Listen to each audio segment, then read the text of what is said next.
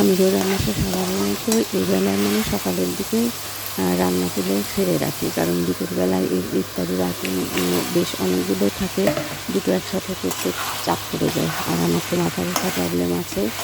তো যে শুরু কাজ করেছিলাম মাছ, বড়ো চিংড়ি মাছ। চন্দ্রাবতী আলু দিয়ে ভীষণই পছন্দ করে, বলে যে আমি বড়ো চিংড়িতে আলু দিলাম, তো ওর জন্য ওই যে আলু দিলাম। আর আমাদের জন্য কিছু বড়িও দিয়ে দিলাম,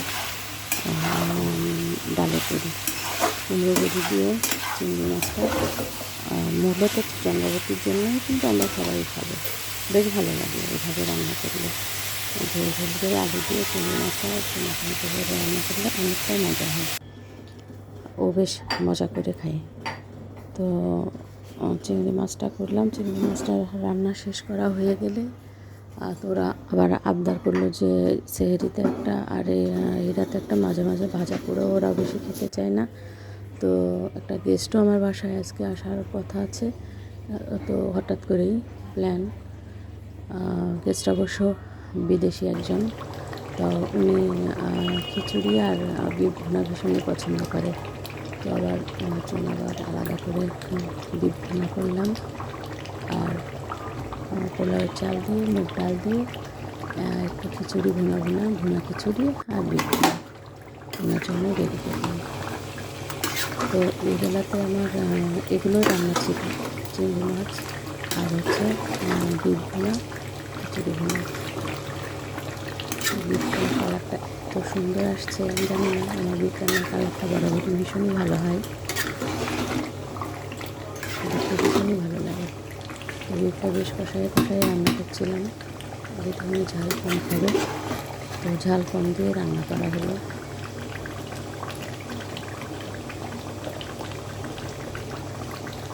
বিফটা কমপ্লিট হয়ে গেলেই খিচুড়ি ভুনা করবো, একটা মোটামুটি হয়ে এসেছে।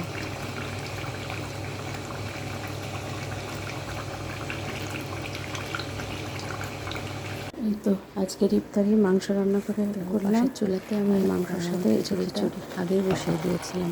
মুগ ডাল, মসুরির ডাল আর মসুরির ডাল দিয়ে ভুনা খিচুড়ি করলাম, একটু ভুনা খিচুড়ি। এটাই হবে আজকে সাথে আমাদের ইফতারি। আমাদেরও সবার হয়ে যায়, প্রতিদিন ভাজা পোড়া খাওয়া ঠিক না, খেতে ইচ্ছে করে না, একঘেয়েমি লাগে। আসলে মাঝে মাঝে আমি এরকম খিচুড়ি রান্না খাওয়াও চাই না, আবার বেশি রান্না বান্না করলেও চাপ পড়ে যায়। আমার মাথা ব্যথার প্রবলেম আছে, আমি তারপরেও করি, বাচ্চারা যেহেতু পছন্দ করে ওদের জন্য করাই লাগে। তো পাশের চুলে আমার অলমোস্ট ডাল ভুনাটা মোটামুটি আমি একটু ঘি দিব দিয়ে নামিয়েছিলাম। দুটোই মাশাআল্লাহ বেশ, ওরা খেয়ে খুব প্রশংসা করেছে, ভালো হয়েছিল।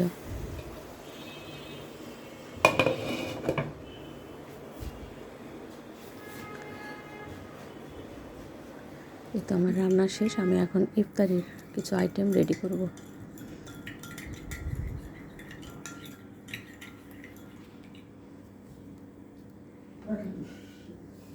লেবুর শরবতটা আমাদের সব সময়ই থাকে, প্রতিদিনই মাস্ট থাকতে হবে, জুস থাকবে, তার পাশাপাশি লেবুর শরবত, লেবু চিনি দিয়ে শরবতটা আসলে ভীষণই উপকারী। আমি আমার ছেলে মেয়েকে ওরা খেতে না চাইলেও আমি জোর করেই খাওয়াই, কারণ লেবু শরবত সারাদিন রোজা রেখে খাওয়াটা খুব জরুরি।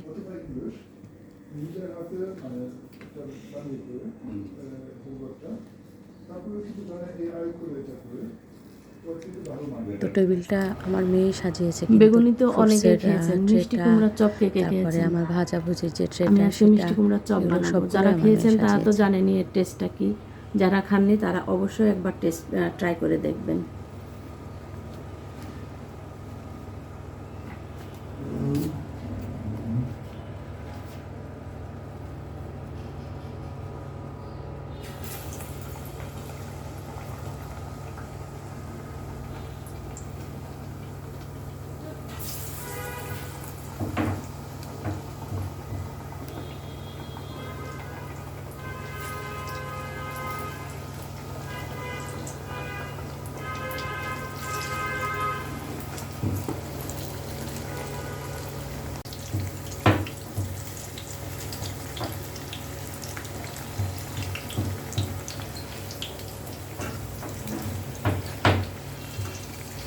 দেখুন কি সুন্দর ফুলেছে, একদম বেগুনির মতো।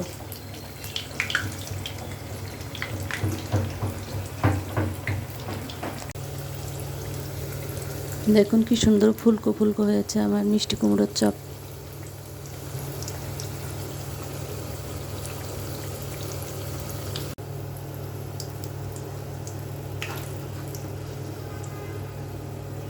এই তো রেডি আমার মিষ্টি কুমড়োর চপ।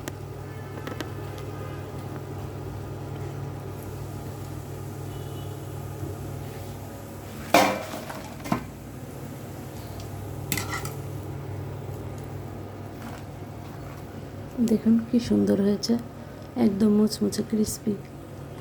এই যে